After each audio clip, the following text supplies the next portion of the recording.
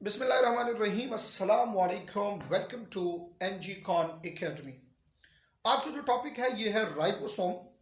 Cell organelles हमने start की है। इससे पहले हमने एंडोप्लाज्मिक रेटिकुलम पढ़ा, smooth and rough endoplasmic reticulum. Now today we are going to discuss ribosome.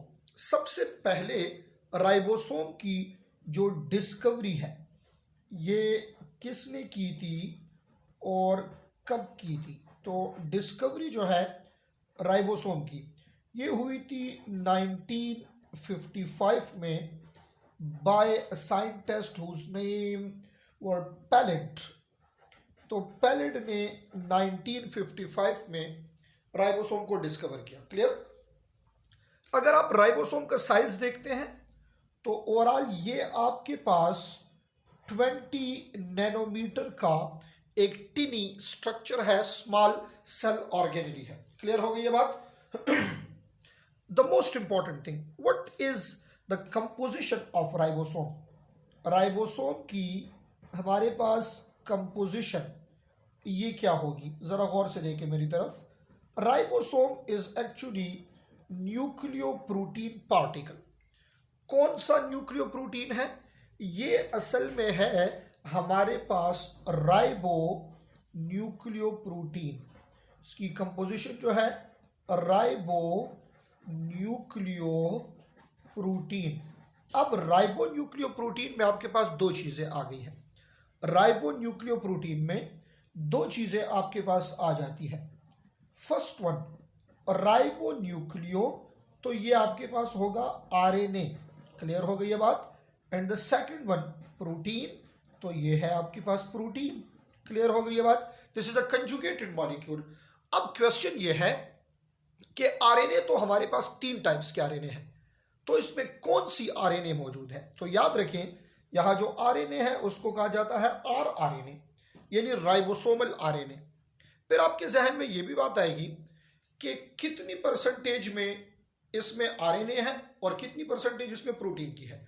तो याद रखें आपके बुक में एक सेंटेंस लिखा है कि ribonucleoprotein ribosome is made up of equal amount.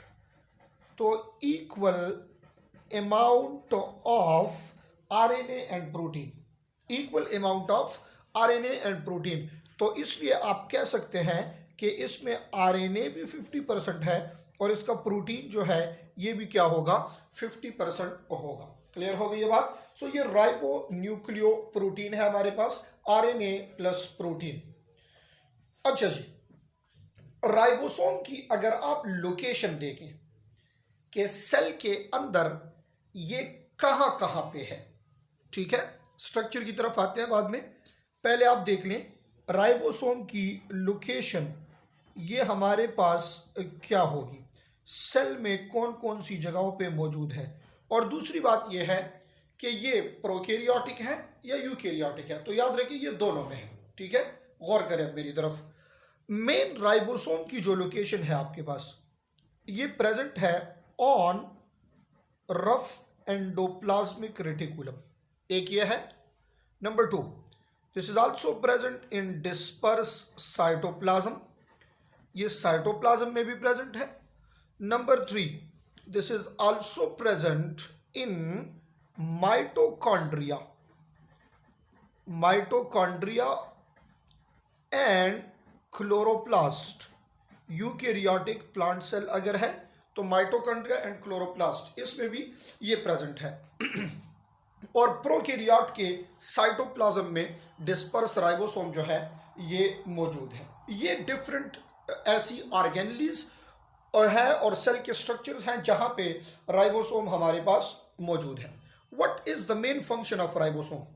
Ribosome का मेन फंक्शन भाई प्रोटीन सिंथेसिस है। ऑलरेडी आप पढ़ चुके हैं इस चीज को।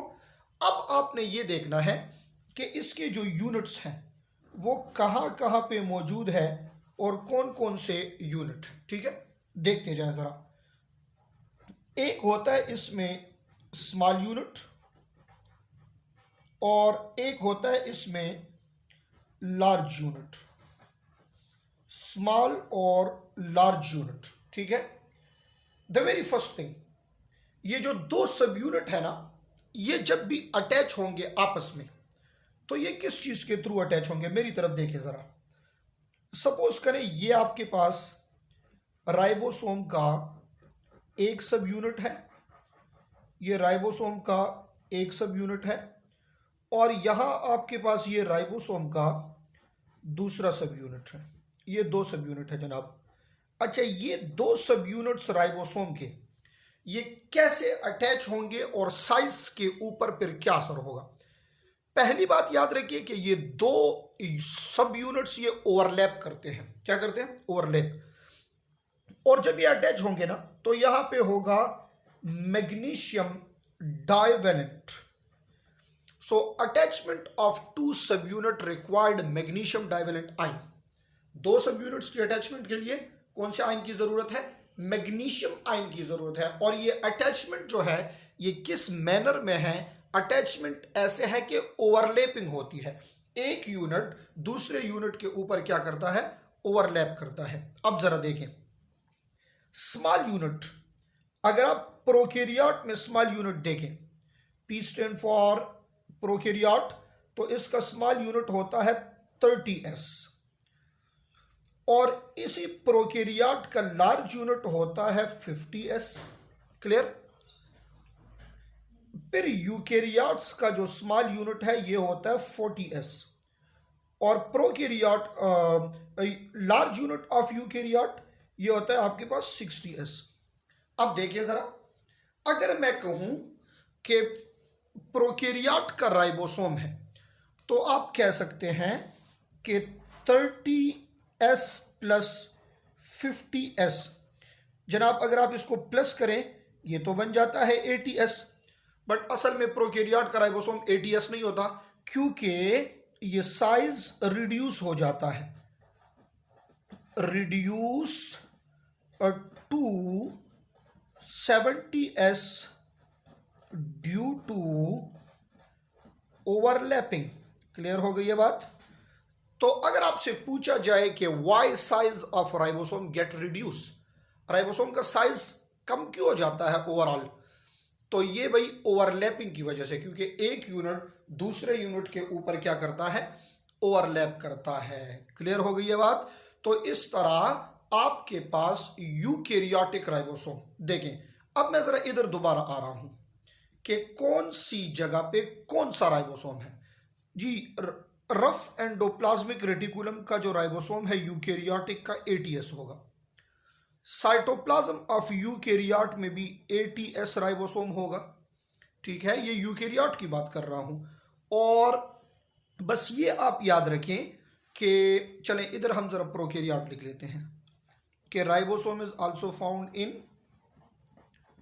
Prokaryotic cell. तो जनाब प्रोकैरियोटिक सेल का जो राइबोसोम है वो कितना है? 70s है।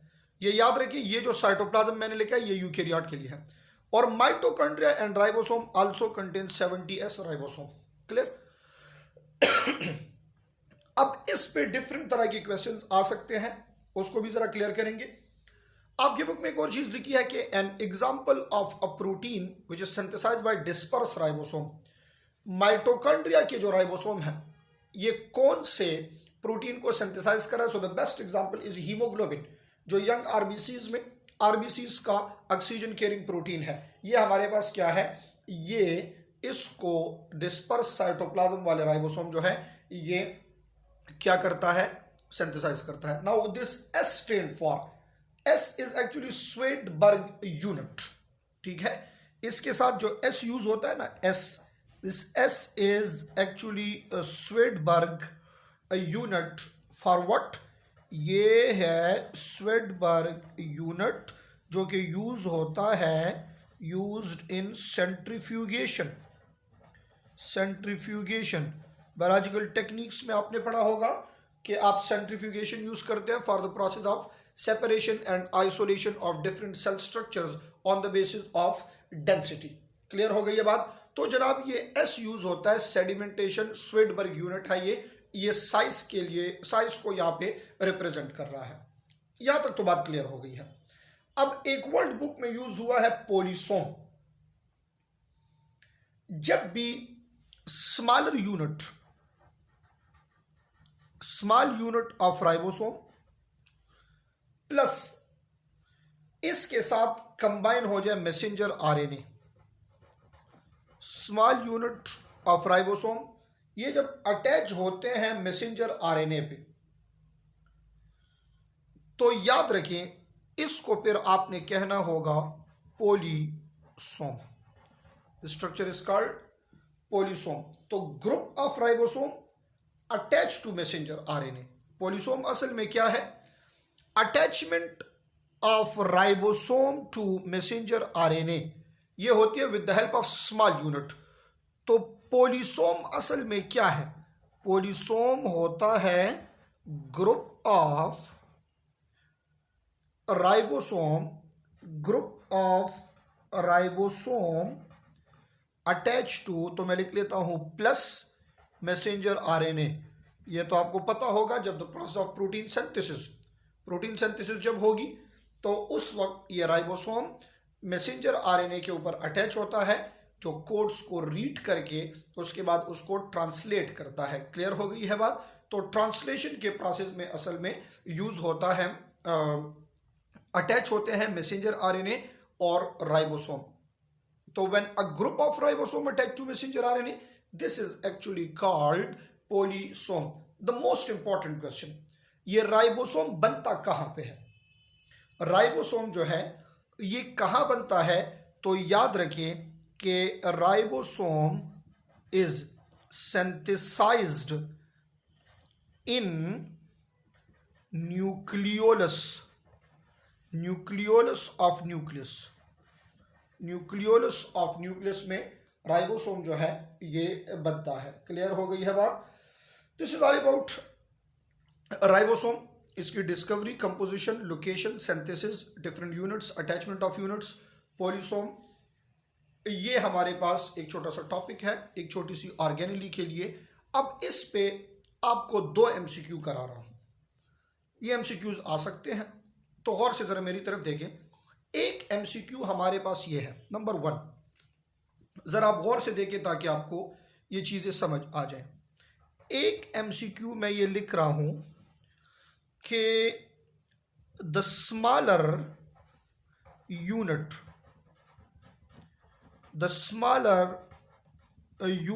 ऑफ यूकैरियोटिक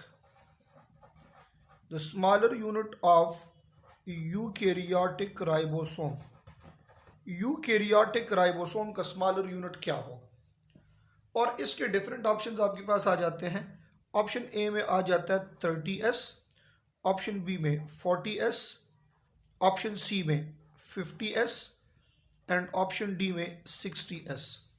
यूकैरियोटिक राइबोसोम जो है उसका स्मॉलर यूनिट ये आपके पास क्या होगा? 30 होगा, 40 होगा, 50 होगा या 60 होगा? तो स्मॉलर यूनिट जो इसका है ये 40S है। कितना है? 40S है। ये आपके सामने लिखा हुआ है, क्लियर। यूकैरियोटिक स्मॉलर यूनिट कौन सा है? 40S है। क्लियर हो गई ये बात? ये एमसीक्यू इस पे आ सकता है। एक और एमसीक्यू आपको कराऊं, और ये एमसीक्यू थोड़ा सा ट्रिकी एमसीक्यू है, अक्सर स्टूडेंट्स इसको गलत कर देते हैं। ठीक है, थोड़ा सा ये ट्रिकी एमसीक्यू है, तो जरा दिमाग इस्तेमाल करें और आंखें खोल के देखें और इसके ऊपर सोचा करें थोड़ा सा। क्वेश्चन कुछ यूं है कि अ यूकैरियोटिक सेल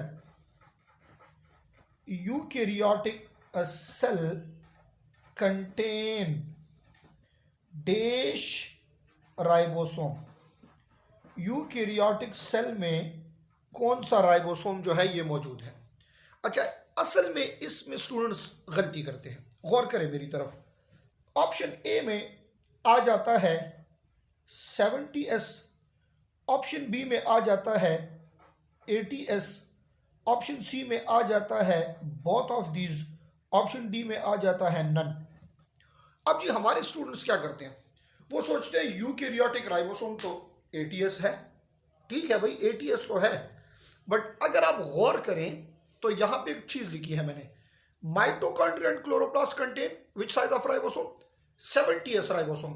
तो इस वक्त अगर आप देखें तो बोथ का ऑप्शन है, ये बोथ ठीक होगा। क्यों ठीक होगा? सुने गौर से। 80S यूकैरियोट के एंडोप्लाज्मिक रेटिकुलम यानी rough endoplasmic reticulum and cytoplasm इसमें 80S होगा। बट इसी यूकेरियोटिक सेल के माइटोकॉन्ड्रिया में जाके देखे तो आपको 70s मिलेगा। तो अगर बोथ का ऑप्शन है तो बहुत ठीक होगा, और अगर बोथ का ऑप्शन ना हो तो फिर आपने कौन से ऑप्शन पे टिक करना है, फिर नियरेस्ट ऑप्शन आपके पास ATS होगा, बिकॉज यूकेरियोटिक का जो राइबोसोम है वो प्रोमिनेंट राइबोसोम ATS का होता है। क्लियर हो गई ये बात। ये इस तरह के डिफरेंट MCQs इससे आ सकते हैं। So in the next lecture we are going to talk about another important organelle called Golgi apparatus.